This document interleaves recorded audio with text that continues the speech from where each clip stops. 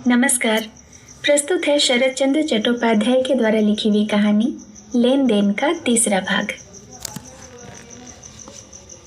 षोडशी अचानक व्यग्र कष्ट से पूछ बैठी, क्या आप भी कभी बहादुर बगान की मेस में रहते थे? जीवानंद ने कहा, हाँ, मैं उस समय प्रेम कांड का दूत बन गया था, परंतु आयान घोष ने माना नहीं, पुलिस से पकड़वा दिया। जाने दो, वो बहुत लंबी कथा है। कप्तान साहब मुझे भूले नहीं हैं, अच्छी तरह पहचानते हैं। आज भी मैं भाग जाता, परंतु क्या करूं, लीवर की दर्द से लाचार हूं, हिलने तक की शक्ति नहीं है। षोडशी ने धीरे से पूछा, तो क्या कल का दर्द अभी तक घटा नहीं है? जीवानंद ने कहा, नहीं, बहुत बढ़ गया है। इसके सिवाय यह दर्द अच्छा होने वाला भी नहीं है। षोडशी तनिक ठहर कर बोली, तो मुझसे क्या करने के लिए कहते हो? जीवानंद ने कहा, यही कह देना कि तुम अपनी इच्छा से यहाँ आई हो और अपनी इच्छा से ही यहाँ हो। मैं इसके बदले में तुम्हारे पास मंदिर की सारी संपत्ति बनी रहने दूंगा, 1000 रुपये नकद भी दूंगा, और नजराने के रुपए लेने की तो अब कुछ बात ही नहीं है। एक कौड़ी शायद इन्हीं बातों को दोहराना चाहता था, परंतु षोडशी के चेहरे की ओर देखकर एकाएक रुक गया। षोडशी सीधे जीवानंद के मुंह पर नजर रखकर बोली, बात को मान लेने का अर्थ आप समझते हैं? इसके बाद भी क्या आपको विश्वास है कि जमीन जायदाद या धन संपत्ति पर मेरा अधिकार रहेगा? जीवानंद के चेहरे का रंग उड़ गया। उस पेले चेहरे की तीव्र आंखों में न जाने कहां से गत रात्रि की तरह कोमल और मुग्ध दृष्टि मानो धीरे धीरे लौटकर स्थिर हो गई। बहुत देर तक उसने एक बात भी नहीं की। इसके बाद धीरे धीरे सिर हिलाकर कहा, ठीक है षोडशी, ठीक वही है। जन्म भर तो तुमने कभी पाप नहीं किया, यह तुमसे हो भी न सकेगा। जरा हंसकर उसने फिर कहा, रुपये पैसे के बदले अपनी इज्जत आबरू नहीं बेची जा सकती। इसको मानो मैं भूल ही गया था। अच्छा, तुम सच ही कहना, जमींदार की ओर से अब तुम्हारे ऊपर कोई अत्याचार नहीं होगा। एक कौड़ी घबरा कर फिर कुछ कहना चाहता था, परंतु बाहर के बंद किवाड़ों पर बार बार हाथ के आघात के शब्द से इस बार भी वह कुछ बोल न सका। उसका चेहरा सूख कर तनिक सा रह गया। जीवानंद ने आवाज देकर कहा, खुला है, भीतर आ जाइए। दूसरे ही क्षण खुले दरवाजे से सामने दिखाई पड़ा कि कुछ पुलिस कर्मचारियों के पीछे खुद जिले के मजिस्ट्रेट और उनके कंधे के ऊपर से तारादास चक्रवर्ती देख रहे हैं। उन्होंने रोते रोते भीतर घुसकर कहा, हुजूर धर्मावतार, यही मेरी बेटिया चंडी माता की भैरवी है। आपकी कृपा न होती तो अब तक रुपये के लिए यह मार डाली गई होती। कप्तान साहब ने षोडशी को नक से शिख तक बार बार देखकर पूछा, तुम्हारा ही नाम षोडशी है? तुम्ही को घर से लाकर इन्होंने बंद कर रखा है? षोडशी सिर हिलाकर बोली, नहीं तो, मैं अपनी इच्छा से यहाँ आई हूँ। किसी ने मेरे शरीर को हाथ से छुआ तक नहीं। चक्रवर्ती चिल्लाकर कहने लगा, नहीं हुजूर, यह सरासर झूठ है। तमाम गांव के लोग गवाह हैं। मेरी लड़की रसोई बना रही थी और जमींदार के 8-10 नौकर जाकर इसे घर से मार पीट कर पकड़ कर लाए हैं। मैजिस्ट्रेट ने जीवानंद की ओर तिरछी नजर से देखकर फिर षोडशी से कहा, तुम डरो मत, सच सच कहो, तुम्हें घर से ये लोग पकड़ कर लाए हैं ना? नहीं, मैं खुद आई हूं। यहां तुम्हें क्या काम था? मुझे था कुछ काम। साहब ने मुस्कुरा कर पूछा, सारी रात का ही काम था? षोडशी उसी तरह सिर हिलाकर शांत मृदु स्वर में बोली, जी हाँ, मुझे रात भर का ही काम था। इनके एकाएक बीमार हो जाने के कारण मैं घर लौटकर जा नहीं सकी। तारादास ने चिल्लाकर कहा, विश्वास नहीं कीजिए हुजूर, यह सब झूठ है, बनाया हुआ मामला है, शुरू से आखिरी तक सिखाई हुई बात है। उसकी ओर ख्याल न करके कप्तान साहब ने मुस्कुराते हुए पहले बंदूक की और उसके बाद दोनों रिवॉल्वरों की अच्छी तरह जांच करके जीवानंद से कहा, शायद इनको रखने की आपको इजाजत है। इसके बाद वे धीरे धीरे घर से निकल गए। बाहर से उनकी आवाज सुनाई दी, मेरा घोड़ा लाओ।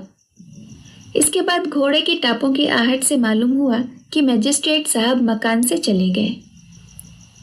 मजिस्ट्रेट साहब के घोड़ों की टापों का शब्द क्रमशः अस्पष्ट हो गया। पुलिस के अफसर ने भी सिपाही का घेरा उठा लेने का इशारा दिया। अब तारादास की हालत उसके ही सामने प्रकट हो गई। अब तक मानो वह मोह के गहरे कोहरे में खड़ा था। अचानक प्रचंड सूर्य की किरणों से तमाम वाष्प उड़ गई और दुख का उन्मुक्त आकाश चारों ओर व्याप्त हो गया। जहां तक दृष्टि जाती है, कहीं छाया, आश्रय स्थल या छिपने की जगह नहीं है। केवल वह है और उसकी मृत्यु सामने खड़े होकर दांत निकाल निकाल कर हंस रही है। अकस्मात आशातीत रूप से जिलाधीश का अनुग्रह और अनुकंपा प्राप्त कर वह फूला न समाता था। उसने सोचा था कि इस अत्याचारी मतवाले को न केवल गिरफ्तार ही करवा दूंगा, बल्कि मेरा भाग्य भी जाग उठेगा। लक्ष्मी के वधस्थ की 10 अंगुलियों की संधियों से जो वस्तु गिरेगी, वह जमींदार वंश का सत्यानाश तो करेगी ही, साथ ही वह मेरी जमीन जायदाद को बचाकर रुपये मोहरों का ढेर लगा देगी। उसे यही आशंका हो रही थी कि ये लोग शायद ठीक समय पर न पहुंच सकें, पहले से खबर देकर जमींदार को कोई सावधान न कर दे। इधर उसकी चिंता, परिश्रम और उत्साह की कोई सीमा न थी। यह नहीं कि इस काम की विफलता का दंड उसने सोचा नहीं था, परंतु वह निष्फलता अपनी ही ओर से आ पहुंची। षोडशी के हाथ के आघात से ही जब कामना का इतना बड़ा पत्थर का महल नींव सहित धूल में मिल गया, तब तारादास पहले तो खूब चिल्लाया। उसके बाद कुछ देर तक बावले की भांति चुपचाप खड़ा रहा। अचानक वह गला फाड़कर रो उठा और सबको चकित करता हुआ पुलिस अफसर के पैरों में गिरकर बोला, बाबू साहब, मेरा अब क्या होगा? मुझे तो अब जमींदार के लोग जिंदा गाड़ देंगे। इंस्पेक्टर साहब अधिक उम्र के सज्जन थे। उन्होंने हाथ पकड़कर चक्रवर्ती को उठाया और ढांढस बंधाकर सदैव कंठ से कहा, डरने की कोई जरूरत नहीं पंडित जी, आप जैसे थे वैसे ही जाकर रहिए। खुद मजिस्ट्रेट साहब आपके सहायक हैं, आप पर कोई जुल्म नहीं कर सकेगा। अब उन्होंने जरा तिरछी नजर से जीवानंद की ओर ताका।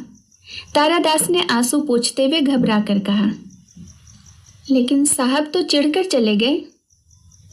इंस्पेक्टर मुस्कुराते हुए बोला, नहीं पंडित जी, साहब नाराज नहीं हुए हैं, लेकिन मालूम होता है कि आज की इस दिल्लगी को वे जल्दी भूल नहीं सकेंगे। इसके सिवाय हम लोग भी मरे नहीं हैं, कैसा ही क्यों न हो, एक थाना भी है। इंस्पेक्टर ने एक बार फिर जमींदार के पलंगे की ओर तिरछी नजर से देख लिया। उनके इस इशारे का मतलब चाहे जो रहा हो, किंतु जमींदार की तरफ से इसका कुछ जवाब नहीं आया। क्षण भर चुप रहकर उन्होंने कहा, चलिए पंडित जी, चलो, बहुत दूर जाना भी तो पड़ेगा। सब इंस्पेक्टर साहब की उम्र कुछ कम है। उन्होंने तनिक हंसकर कहा, पंडित जी, क्या आप अकेले ही जाएंगे? इस बात से सभी हंस पड़े। दरवाजे के पास 2 पहरेदार खड़े थे, वे भी मुंह फेरकर हंसने लगे। यहाँ तक कि लाल मुंह करके एक कौड़ी भी छत की कड़ी देखने लगा। इस कुत्सित संकेत से तारादास के आंसू सूखकर आंखों से चिंगारियां निकलने लगी। वो षोडशी की ओर कठोर दृष्टि से देखकर गरज उठा, जाना हो तो अकेला ही चला जाऊंगा। अब कभी उसका मुंह न देखूंगा, फिर कभी उसे अपने मकान में घुसने भी न दूंगा। दरोगा साहब ने हंसकर कहा, मुंह चाहे आप न भी देखें, इसके लिए तो आपको कोई कसम नहीं देगा, परंतु जिसका मकान है उसी को घुसने न देकर फिर आप नए फसाद में न फंसिएगा। तारादास ने झुंझलाकर कहा, मकान किसका है? मकान तो मेरा है, मैंने ही उसे भैरवी बनाया है और मैं ही उसे निकाल बाहर करूंगा। कुंजी इस तारादास के हाथों में है। अब वह जोर से अपनी छाती ठोकता हुआ बोला, नहीं तो कौन है वो जानते हैं आप? सुनिएगा उसकी माँ की। इंस्पेक्टर ने रोक कर कहा, ठहरिए ठहरिए पंडित जी, क्रोध के मारे पुलिस के सामने सब बातें न कहिए, उससे आप आफत में पड़ सकते हैं। षोडशी की ओर देखकर उन्होंने कहा, तुम जाना चाहो तो हम लोग तुम्हें आराम से घर पहुंचा देंगे, चलो देर मत करो। षोडशी अब तक सिर झुकाए चुपचाप खड़ी थी। उसने गर्दन हिलाकर नहीं कहा। पुलिस के छोटे अफसर ने मुस्कुराकर कहा, तो क्या जाने में कुछ देरी है? षोडशी ने मुंह उठाकर देखा, परंतु जवाब दिया इंस्पेक्टर साहब को ही। कहा, आप लोग जाइए, मेरे जाने में अभी विलंब है। विलंब है? हरामजादी, मैंने अगर तेरा खून न कर डाला तो मैं मोहन चक्रवर्ती का लड़का नहीं। कहकर तारादास पागल की तरह उछलकर सचमुच ही उसे सख्त चोट पहुंचा देता, परंतु इंस्पेक्टर साहब ने उसे पकड़ लिया और धमका कर कहा, फिर तुमने अगर ज्यादती की तो तुम्हें पकड़कर थाने ले चलूंगा। भले आदमी की तरह घर चले जाओ। अब वे चक्रवर्ती को लगभग खींचते हुए ले गए, परंतु तारादास ने उनके हित वाक्यों पर ध्यान नहीं दिया। यहाँ तक सुनाई दिया कि वह जोर जोर से षोडशी की माता के संबंध में निंदा करता हुआ और उसकी बहुत जल्दी हत्या करने की कसम खाता हुआ उनके साथ चला गया। सभी पुलिस वाले चले गए या नहीं, या कहीं कोई बैठा है, इसका पता लगाने के लिए धूर्त एक कौड़ी चुपचाप पैर दबा दबा कर बाहर गया। उसके जाने पर जीवानंद ने इशारे से षोडशी को नजदीक बुलाकर क्षीण कंठ से पूछा, तुम इन लोगों के साथ क्यों नहीं गई? षोडशी ने उत्तर दिया, जब इनके साथ आई नहीं थी तो इनके साथ जाती क्यों? जीवानंद ने तनिक ठहर कर कहा, तुम्हारी संपत्ति की दस्तबरदारी लिखने में 2-4 रोज की देर होगी, परंतु नगद रुपया क्या आज ही ले जाओगी? षोडशी बोली, अच्छा दीजिए। जीवानंद ने बिस्तर के नीचे से नोटों का बंडल निकाल लिया। उन्हें गिनते हुए षोडशी के मुख की ओर बार बार देखकर उसने हंसकर कहा, मुझे किसी काम में शर्म नहीं आती है, परंतु इन्हें तुम्हारे हाथ में देने में मुझे थोड़ी झेप सी मालूम हो रही है। षोडशी शांत और नम्र स्वर में बोली, शर्त तो देने की ही थी। जीवानंद के पीले चेहरे पर क्षण भर के लिए लज्जा की आभा झलक गई। उसने कहा, शर्त कुछ भी हो, किंतु मुझे गिरफ्तारी से बचाने के लिए तुमने आज जो चीज खो डाली है उसका दाम रुपयों से ठहराया गया, यह सोचते हुए मुझे अपने ऊपर धिक्कार आ रहा है। उससे तो मेरी गिरफ्तारी ही अच्छी थी। जमींदार के चेहरे पर अपनी दृष्टि जमा कर षोडशी बोली, परंतु स्त्रियों का मूल्य तो आप बराबर इसी से ठहराते आए हैं। जीवानंद उत्तर न देकर चुपचाप बैठा रहा। षोडशी ने कहा, अच्छी बात है, यदि आपका वह मत आज बदल गया है तो रुपया रहने दीजिए, आपको कुछ भी न देना पड़ेगा। परंतु क्या आप मुझे सचमुच अभी तक पहचान नहीं सके हैं? अच्छी तरह नजर डालकर पहचानिए तो। जीवानंद एकटक देखने लगा। देर तक उसकी पलकें झपकी नहीं। इसके बाद धीरे धीरे सिर हिलाकर कहा, शायद पहचाना है, बचपन में तुम्हारा नाम अलका था ना? षोडशी हंसी नहीं, परंतु उसका चेहरा उज्जवल हो उठा। उसने कहा, मेरा नाम षोडशी है। 10 महाविद्या के नामों के सिवाय भैरवी का और कोई नाम नहीं होता। लेकिन क्या आपको अलका की याद है? जीवानंद ने निरुत्साह के साथ कहा, कुछ कुछ याद है। मैं जब तुम्हारी माँ के होटल में बीच बीच में भोजन करने जाता था तो तुम्हारी उम्र कुछ 6-7 साल की रही होगी, परंतु मुझे तो तुमने आसानी से पहचान लिया। इस कंठ स्वर और उसके गुप्त अर्थ को समझकर षोडशी ने तनिक चुप रहकर अंत में सहज भाव से कहा, उसका कारण यह है कि उस समय अलका की उम्र 6-7 साल की नहीं, 9-10 साल की थी। और आपको यह भी याद होगा कि उसकी माँ उसे आपका वाहन कहकर हंसा करती थी। इसके सिवाय आपके चेहरे में कितना ही परिवर्तन क्यों न हो जाए, आपकी दाहिनी आंख पर का यह तिल तो नहीं मिट सकता। अलका की माँ की कुछ याद है? जीवानंद ने कहा, जरूर, लेकिन उसके संबंध में तारादास जो कुछ कहते हुए गए हैं वह अब भी समझ में नहीं आ रहा है। क्या वे अभी जीवित हैं? नहीं, कोई 10 वर्ष हुए, उनका स्वर्गवास हो गया। वे आपको बहुत प्यार करती थी ना? जीवानंद के सुर्ख चेहरे पर अब घबराहट की छाया पड़ी। उसने कहा, हाँ, एक बार मुसीबत में पड़कर मैंने उनसे 100 रुपये उधार लिए थे। शायद वे अब तक चुकाए नहीं गए हैं। दबी हंसी से षोडशी के होठ फूलने लगे, परंतु वो उसी वक्त अपने आप को संभाल कर बोली, उसके लिए आपको अफसोस करने की आवश्यकता नहीं। अलका की माँ ने आपको वह रुपये उधार नहीं, दहेज समझ कर दिया था। दम भर चुप रहकर वह फिर बोली, आज इस पूर्ण सुख संपदा के समय शायद वे दुख की कहानियां आपको याद भी ना आएंगी। शायद उस दिन के उन 100 रुपयों का मूल्य ठहराना और हिसाब लगाना कठिन होगा, परंतु चेष्टा करने से इतना तो अवश्य स्मरण हो जाएगा कि वह दिन आज जैसा ही दुर्दिन था।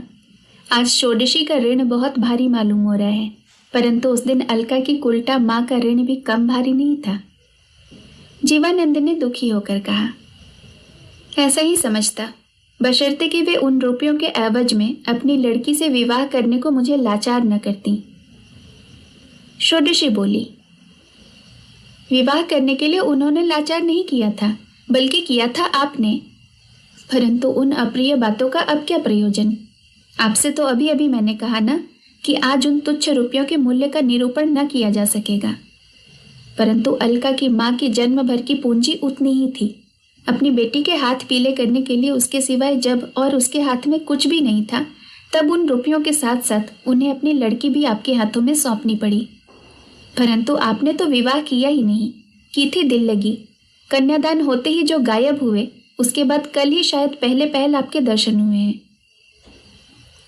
जीवानंद ने कहा, परंतु उसके बाद तो सुना है कि तुम्हारा सचमुच विवाह हुआ है। षोडशी ने धीरज नहीं खोया, वैसे ही शांत गंभीरता के साथ कहा, यानी और एक आदमी के साथ, यही ना? परंतु निरुपाय निरपराध बालिका के भाग्य में यदि वैसी विडंबना हुई ही है, तो आपके साथ तो उसका कोई संबंध ही नहीं है। जीवानंद ने लज्जित होकर कहा, षोडशी, उस समय तुम बहुत छोटी थी, बहुत सी बातें ठीक ठीक नहीं जानती। यदि तुम्हारी माँ आज जीवित होती तो गवाही देती कि उन्होंने वास्तव में क्या चाहा था। तुम्हारे पिता को तो इसके पहले मैंने कभी देखा ही नहीं। उस कन्यादान की रात्रि में केवल नाम सुना था, परंतु मैंने स्वप्न में भी कल्पना नहीं की थी कि वही यह तारादास चक्रवर्ती है और तुम ही अलका हो।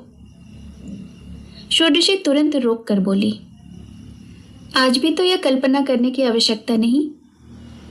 जीवानंद ने कहा, सही, किंतु तुम्हारी माँ ने तुम्हें तुम्हारे पिता से अलग रखने के लिए ही जो कुछ भी हो, एक विवाह की लकीर खींच दी थी। शायद यही कहना चाहते हैं ना? अब तो अलका की माँ जीवित नहीं है, और मैं ही अलका हूं या नहीं, इसकी भी आपको चिंता करने की कोई आवश्यकता नहीं। परंतु मैं उन लोगों के साथ क्यों नहीं गई?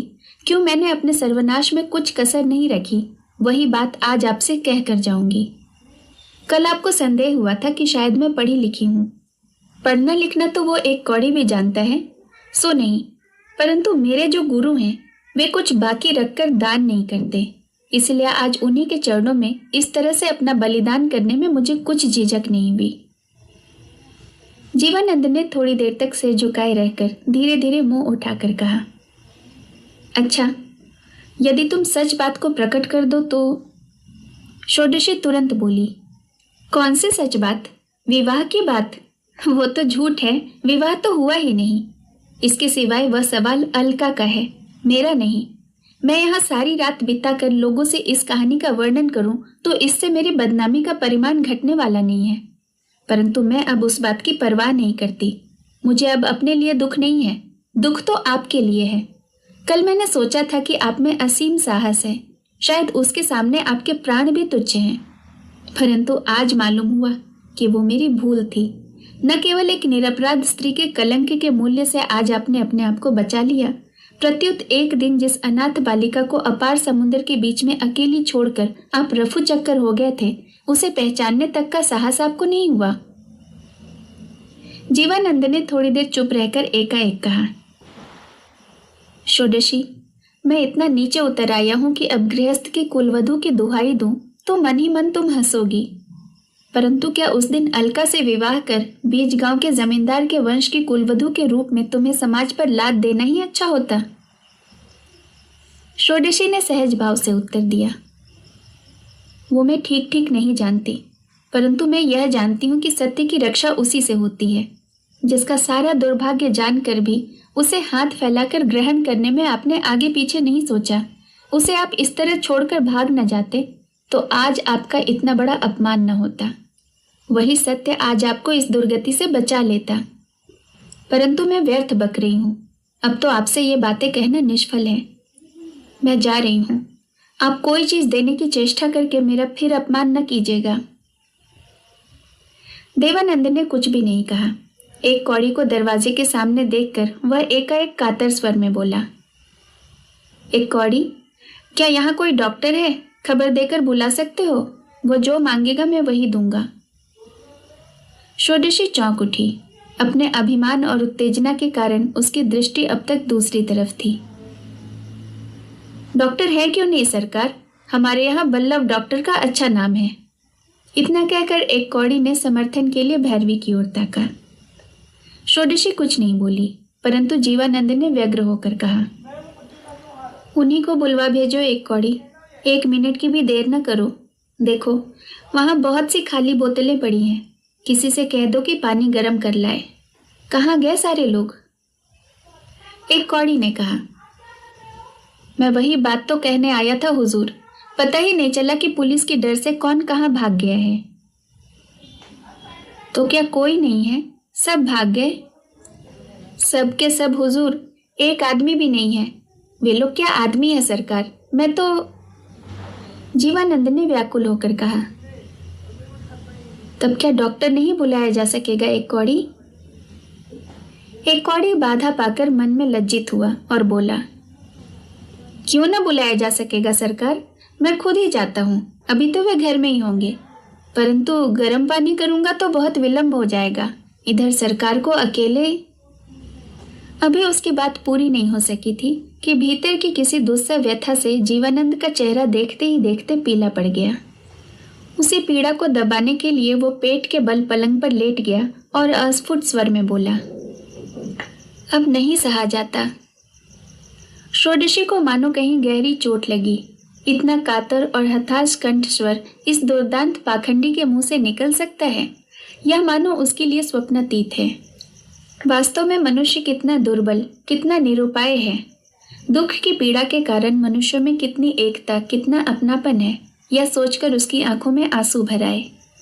परंतु क्षण भर में अपने आप को संभाल कर वह घबराए हुए एक कौड़ी की ओर देखकर बोलने लगी, तुम बल्लभ डॉक्टर को बुला लाओ एक कौड़ी, यहाँ जो कुछ करना है मैं कर लूंगी।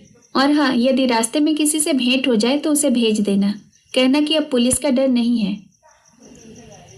एक कौड़ी चकित नहीं हुआ, बल्कि खुश होकर बोला, जहां से भी होगा मैं डॉक्टर साहब को जरूर बुला लाऊंगा, परंतु क्या आपको रसोई बतलाता जाऊं?